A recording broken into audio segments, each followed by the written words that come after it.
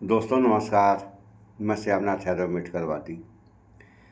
ये एक पोस्ट है, इसका लेख है बच्चों की तस्करी की मंडी बन चुकी है राजधानी। सरकार, दिल्ली पुलिस और एनसीपीसीआर को दिल्ली हाई कोर्ट का नोटिस। 6 सप्ताह के अंदर हलफनामा दाखिल करने का दिया निर्देश कोर्ट ने। रेलवे स्टेशन के आसपास हो रही खुलेआम बच्चों की तस्करी। दिल्ली में बीजेपी के चारों इंजन फेल, खुलेआम चल रहा बाल तस्करी का खेल। पोस्ट भी देखें आप लोग, देखिए ये रहा पोस्ट। तो इसका लेख है दिल्ली में बीजेपी के चारों इंजन फेल। अरे अब तक तो हमने जो देखा वह यही देखा कि या तो एक इंजन आगे रहा, तो आगे तो रहता ही है, एक इंजन पीछे भी लग जाता है। और चलिए अगर ये मान लिया जाए कि एक इंजन और लग जाएगा बीच में, तो 3 ही इंजन होते हैं और यहाँ चारों इंजन फेल लिखा हुआ है। तो इस हिसाब से कहीं इंजन ही इंजन तो नहीं थे, ऐसा भी तो हो सकता है। चलिए जो भी हो, तो उस पर एक समाचार जो निकल के आया है कि 30 लड़कियां 50 लड़के रोज लापता, सच जानकर दहल जाओगे। ये कहानी है दिल्ली की और मध्य प्रदेश राजस्थान से लाखों के तादाद में बच्चों से लेकर लड़कियां तक गायब हो रही हैं। और अगर गायब हो रही हैं तो ये जा कहाँ रही हैं? तो इसमें एक और समाचार निकल के आया है कि किडनी ट्रांसप्लांट घोटाला पर्दाफाश, तार कहाँ तक जुड़े हैं जानकर दंग रह जाएंगी। तो इसमें ऐसा भी तो हो सकता है। और एक जो किडनी ट्रांसप्लांट वाला मामला है, ये जो है नेशनल से लेकर के इंटरनेशनल तक इसके तार जुड़े हुए हैं। अभी समाचार हम सुना रहे हैं आप लोगों को, तो थोड़ा सा पहले आप लोग ये सुन लें कि जो 30 लड़कियां गायब हो रही हैं, पहले ये सुन लें, उसके बाद फिर ये भी सुनाएंगे। सुनिए।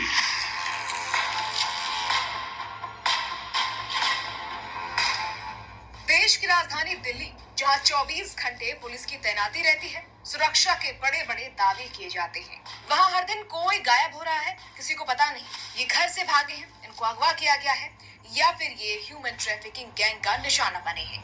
लोगों का लापता होना न सिर्फ चिंताजनक है, सोचने पर भी मजबूर करता है। आखिर ये लोग ऐसे कैसे और कहां गायब हो जा रहे हैं, जिन्हें पुलिस भी नहीं ढूंढ पा रही। लापता हुए लोगों में सबसे ज्यादा महिलाएं और लड़कियां शामिल हैं, इसलिए चिंता और बढ़ जाती है। दिल्ली में लापता मामलों का सिलसिला नया नहीं है।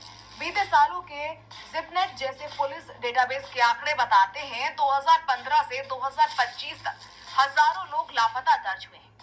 उनमें से कई का आज तक पता नहीं चल सका।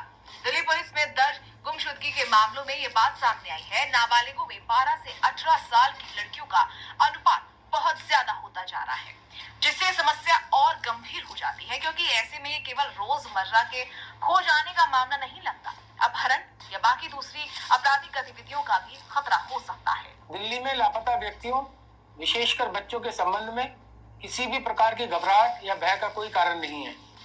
पूर्व की तुलना में दिल्ली में लापता व्यक्तियों की रिपोर्टिंग में कोई वृद्धि नहीं हुई है, बल्कि जनवरी 2026 के माह में पिछले वर्षों की समान अवधि की तुलना में लापता व्यक्तियों की रिपोर्टिंग के मामलों में कमी दर्ज की गई है। लोगों का गायब होना, खासकर बच्चों का, कई सवाल खड़े कर रहा है। सवाल है कि आखिर हर दिन इतने लोग कैसे गायब हो रहे हैं, खासकर लड़कियां, बच्चे, महिलाएं आखिर कहां जा रहे हैं? क्या दिल्ली में ह्यूमन ट्रैफिकिंग गैंग वारदात को अंजाम दे रहा है? लोगों के गायब होने के इन आंकड़ों को लेकर विपक्ष सरकार पर हमलावर है। दिल्ली में सैकड़ों लोगों को गायब होने की खबर है और ये आंकड़े 700-800 हमारी जानकारी में है। अब इससे लोगों में भय का वातावरण है।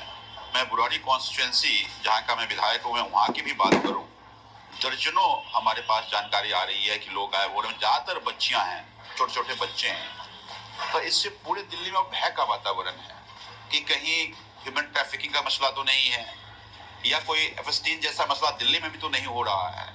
लेकिन दिल्ली पुलिस हाथ पर हाथ धरे बैठी है। आश्चर्य की बात यह है कि दिल्ली देश की राजधानी है, देश के गृह मंत्री यहाँ बैठते हैं, जिनके पास दिल्ली पुलिस है, दिल्ली की मुख्यमंत्री यहाँ है। कहते थे डबल इंजन की सरकार होगी तो क्राइम खत्म हो जाएगा। तो ये क्राइम ऐसे अचानक बढ़ क्यों रहा है? फिर दिल्ली के मुख्यमंत्री क्यों नहीं कुछ कर रही है?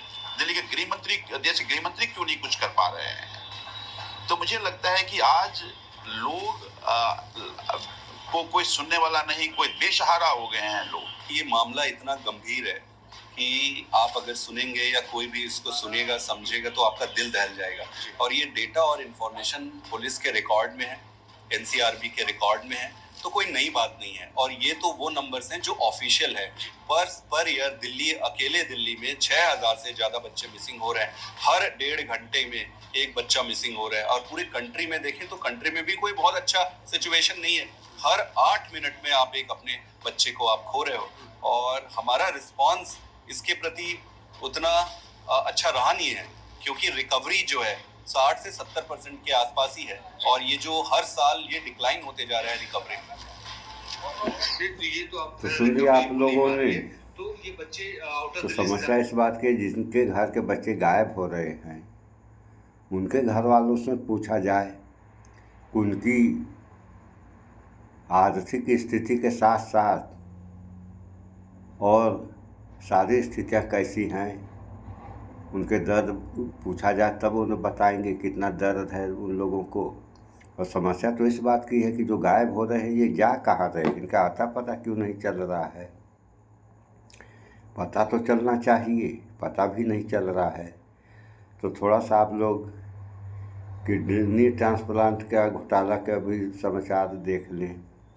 ऐसा भी तो हो सकता है कि इन दोनों तार एक दूसरे से जुड़े हों।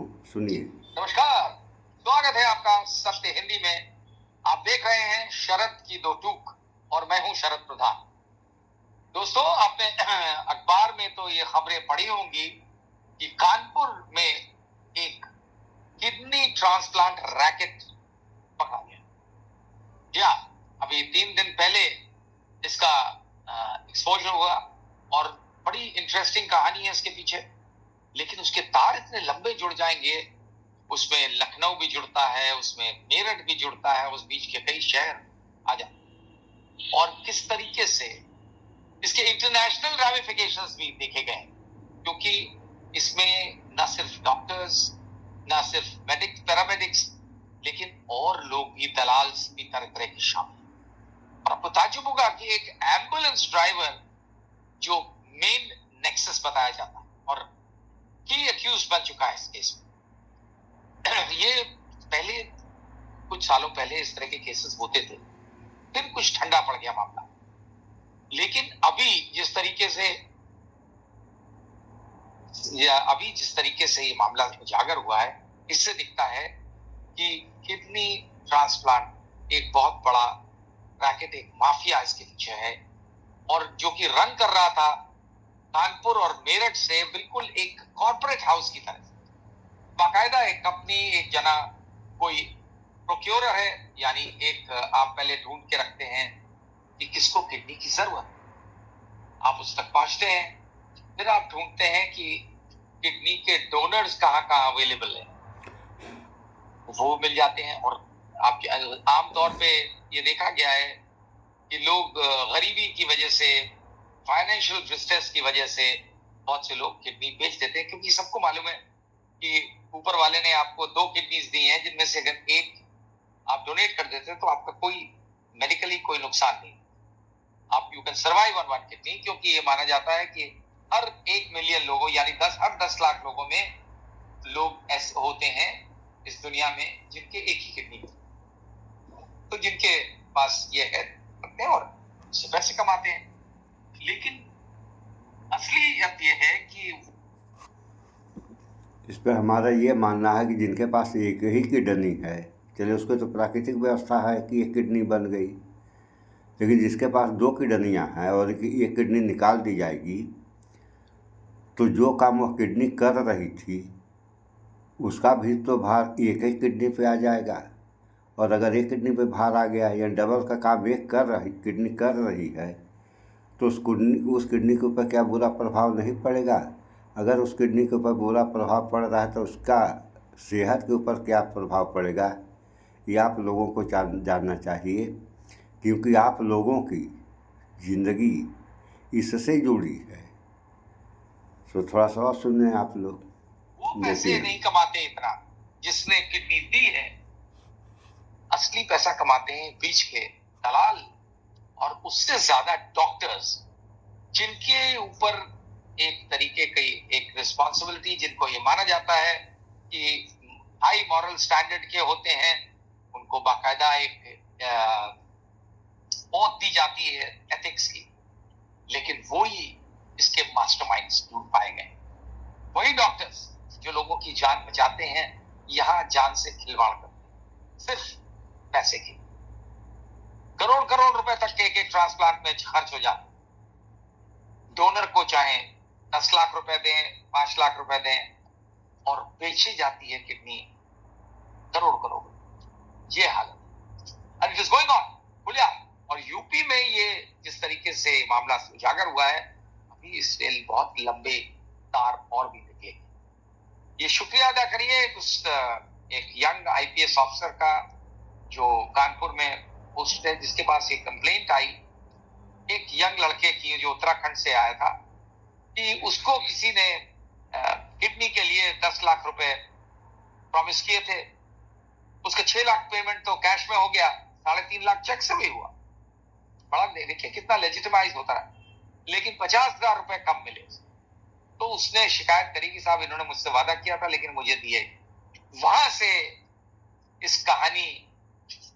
ये कहानी शुरू होती है। फिर उससे जो ट्रेल की गई, जो ढूंढा गया, ट्रैक किया गया, तब पता लगा इसमें कितने कितने लोग इन्वॉल्व हैं। ऑलरेडी कानपुर में 5 या 6 लोग अरेस्ट हो चुके हैं, जिनमें से कि 5 ज्यादातर डॉक्टर्स हैं और एक एम्बुलेंस ड्राइवर। और अब धुनाई मचाई हुई है मेरठ में, क्योंकि वहां बताया जाता है किंग पिन।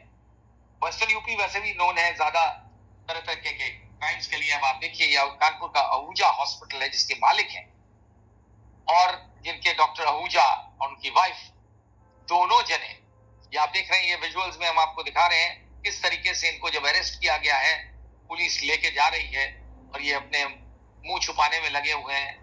ये सब हैं, ये डॉक्टर्स भी हैं और ये एम्बुलेंस ड्राइवर है जिसके बारे में शुभम अग्रवाल इसका नाम है, और इसके बारे में कहा जाता है कि ये दोनों को मिलवाता था, डोनर को और रेसिपिएंट को ढूंढता था, और बाकायदा स्टेथोस्कोप लगा करके चलता था जिससे उसकी क्रेडिबिलिटी और बढ़े।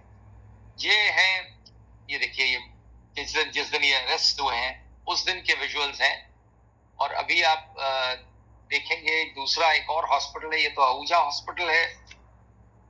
ये बार बार वही विजुअल आ रहा है, जरा देखिए।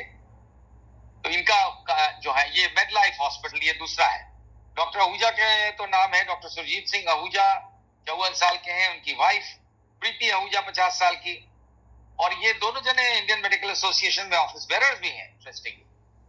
दूसरे जो डॉक्टर्स हैं, doctor Rajesh Kumar, doctor Ram Prakash, doctor Nagendra Singh, और इनके साथ जो जिसे किंग वो कहा जाता है की एक्यूज, वो शिवम अग्रवाल। ये जो है, ये देखिए कितना बड़ा आहूजा हॉस्पिटल है। जाहिर है कि इस हॉस्पिटल के बनने में किस तरीके का नाजायज पैसा आया होगा तमाम किडनी पेशेंट से। माना जा रहा है पुलिस के हिसाब से करीब 50 ट्रांसप्लांट हो चुके हैं। ये प्रिया हॉस्पिटल है, ये भी आजकल ट्रॉमा सेंटर तो हर एक को लिख देते हैं। ये भी कानपुर का वो अस्पताल, ये दोनों अस्पताल, और 50 बताया जाता है ट्रांसप्लांट, जिनमें से कि एक साउथ अफ्रीकन लेडी भी है जिसने अपना ट्रांसप्लांट कराया है इन्हीं अस्पताल। और ये कोई भी हॉस्पिटल ऑथराइज नहीं है ट्रांसप्लांट करने। ट्रांसप्लांट करने के लिए एक प्रॉपर सिस्टम होता है, एक सेटअप होता है, जो कि इन लोगों के पास नहीं है। अभी ये नहीं पता लगा है कि कितने लोग आप लोगों ने ट्रांसप्लांट इसको जो है वैसे कितने जिंदा हैं और कितने भगवान को प्यार मान्यता प्राप्त अस्पताल भी नहीं है ये सर। उसके बाद भी ये जो धंधा कर रहे हैं किडनी का बगैर मान्यता प्राप्त, तो नंबर 2 का ही तो धंधा हुआ। जनता को भी धोखा दे रहे हैं ये लोग, और देश को भी धोखा दे रहे हैं। तो इसी तरीके से ऐसे ऐसे लोग इस देश में करते रहेंगे तो इस देश और देश के साथ साथ इस देश के गरीबों का क्या होगा। इन सब बातों पे विचार कौन करेगा, सवाल इस बात का। सो इन सब बातों पे भी आप लोग थोड़ा विचार करें, क्योंकि यह समस्या एक की नहीं है, सारे लोगों की समस्याएं हैं ये।